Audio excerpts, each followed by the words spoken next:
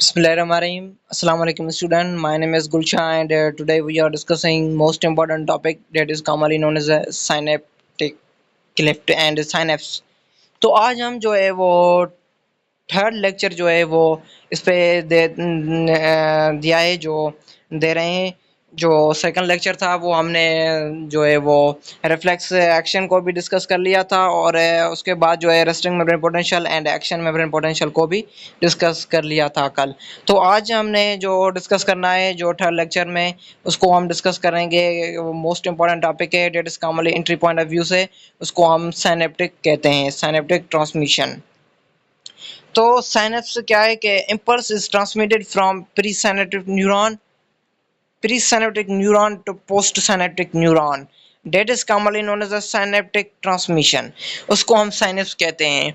Synapse क्या होता है कि इम्पल्स जो होते हैं वो मैसेज को लेकर जाती है फ्रॉम प्री साइनेप्टिक न्यूरॉन से पोस्ट साइनेप्टिक न्यूरॉन तक। तो इस प्रोसेस को हम साइनेप्टिक ट्रांसमिशन कहते हैं। आइए तो इसको फर्दर स्टडी करते हैं कि कैसे ये प्री साइनेप्टिक न्यूरॉन से मैसेज जाता है पोस्ट साइनेप्टिक न्यूरॉन में। तो आइए इसको डिस्कस करते हैं।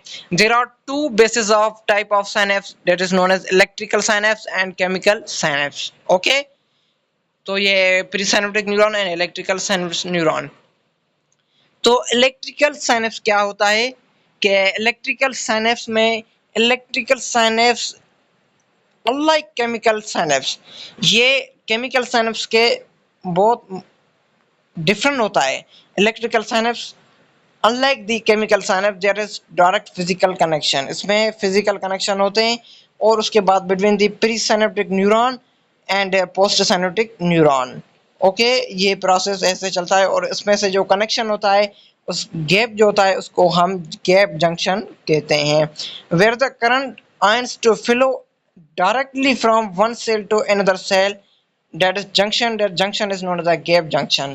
उसको हम गैप जंक्शन कहते हैं। जो गैप जंक्शन होता है न्यूरॉन्स के गैप जो होता है वो 3.5 नैनोमीटर का होता है। Electrical synapse transmit signals from quick than chemical synapse. जो इलेक्ट्रिकल साइनेप्स जो होता है वो एक ट्रांसमिट करता है न्यूरॉन को सिग्नल्स को quick way of communication than chemical synapse से। जो इलेक्ट्रिकल साइनेप्स होता है वो मोस्ट केमिकल जो है वो उसकी स्पीड होती है देन केमिकल साइनेप्स के। ओके, उसके बाद जो है वो इलेक्ट्रिकल साइनेप्स का common invertebrate nervous system but less than so invertebrate. ये इनवर्टिब्रेट में जो है वो बहुत कॉमन होता है। देन जो है वो वर्टिब्रेट में जो है वो लेस नंबर होता है नर्वस इलेक्ट्रिकल साइनेप्स का। तो आइए तो chemical synapse and electrical synapse को स्टडी करते हैं। तो साइनेप्स क्या होता है ये इसको फर्दर हम स्टडी करने वाले हैं। आइए तो प्री साइनेप्टिक न्यूरॉन होता है, एक पोस्ट साइनेप्टिक न्यूरॉन होता है। कि फर्स्ट जो प्री साइनेप्टिक न्यूरॉन होता है वो मैसेज को भेजता है पोस्ट साइनेप्टिक न्यूरॉन में through the vesicles. That vesicles is known as a synaptic vesicles. Synaptic vesicles में जो न्यूरॉन होते हैं उसको हम न्यूरो ट्रांसमीटर्स कहते हैं। उसको क्या हम कहते हैं? Neuro transmitter. जो उसमें सराउंडिंग एक वेसिकल्स होती हैं, एक कवरिंग होती है जिसको हम साइनेप्टिक वेजल्स कहते हैं। और ये साइनेप्टिक वेजल्स ब्रेक कैसे हो जाती है और ये इसमें से न्यूरॉन निकलते हैं, ये सारा प्रोसेस हम इसी वीडियो में पढ़ते हैं। आइए तो पढ़ें। तो कैल्शियम चैनल, इसको हम कैल्शियम गेट भी कहते हैं। और ये कैल्शियम चैनल जो है वो इनसाइड फ्लो करते हैं और ये सिनेप्टिक वेजल्स में जो न्यूरोट्रांसमीटर्स होते हैं इसको ब्रेक करते हैं। और ये ब्रेक करके जो है वो ऐसे ब्रेक करते हैं, ये ऐसे आते हैं जो है वो न्यूरोट्रांसमीटर्स में जो सराउंडिंग वेसिकल्स होती हैं जिसको हम सिनेप्टिक वेसिकल्स कहते हैं। और ये वेसिकल्स को ब्रेक करती हैं कैल्शियम चैनल्स। जो है कैल्शियम चैनल्स को हम कैल्शियम गेट भी कहते हैं। और ये इसको ब्रेक करती हैं और ब्रेक करके बाद रप्चर पंप जो है उसको ब्रेक करती हैं और ये ऐसे निकलती है, ऐसे ये निकलती हैं न्यूरोट्रांसमीटर्स। ओके, न्यूरोट्रांसमीटर जो निकलती हैं वो एक कनेक्शन होता है जिसको हम सिनेप्टिक क्लिफ्ट कहते हैं। एक गैप होता है जिसमें ये जो है वो आते हैं जिसको हम सिनेप्टिक क्लिफ्ट कहते हैं, और ये मूव करते हैं एज अ न्यूरोट्रांसमीटर रिसेप्टर जो होता है पोस्ट सिनेप्टिक न्यूरॉन में।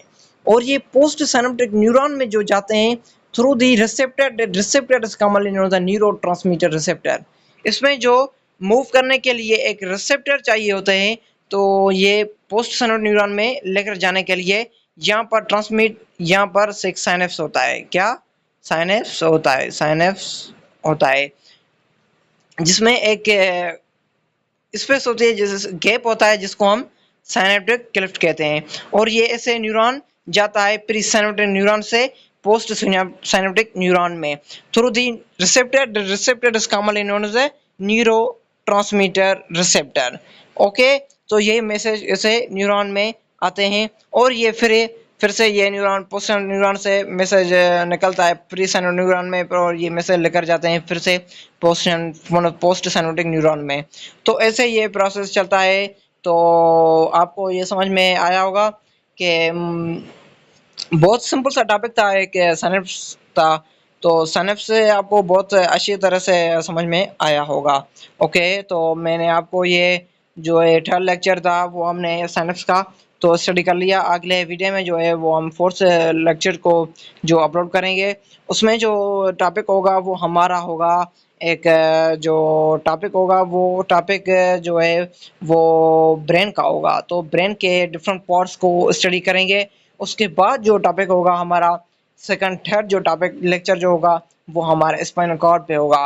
उसके बाद ये लेक्चर जो है उसके बाद ये कुछ डिजीज़ें होती हैं ब्रेन के मतलब, तो उसको भी हम स्टडी करेंगे। लेकिन जो है डिजीज़ जो है वो एंट्री के सिलेबस में नहीं है, लेकिन हम इसको भी टाइम मिला तो इसको भी डिस्कस करेंगे। तो मुझे दीजिए इजाज़त। तो मैंने आपको ये वीडियो कंप्लीट करवाई सिनेप्स को, और फर्दर ये वीडियो कल को हम आपको पढ़ाएंगे। ओके, तो थैंक यू, अल्लाह हाफिज़।